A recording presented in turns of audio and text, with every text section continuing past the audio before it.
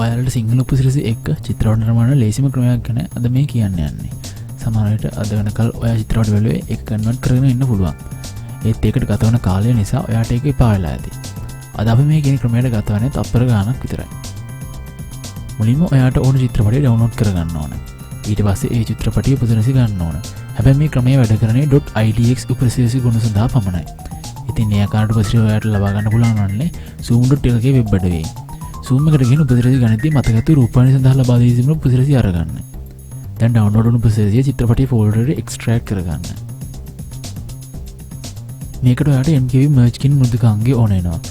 ඒ මෘදුකාංගය download කරගන්න link එක පහත ඩිස්ක්‍රිප්ෂන් එකේ අපි දීලා තියෙනවා. දැන් මෘදුකාංගය ඕපන් කරගෙන ඇඩ් කියන තැනට ගිහින් ඔයාගේ චිත්‍රපටි ගොනුව මුලින්ම ඇඩ් කරගන්න. ඊට පස්සේ ආපහු ඇඩ් ගිහිල්ලා .idx ගොනුවත් එකතු කරගන්න. දැන් ඔයාගේ චිත්‍රපටියේ උපසිරසියත් එක්ක සේව් වෙන්න ඕන තැන තෝරලා දීලා start maxing කියන බටන් එක ඔබන්න.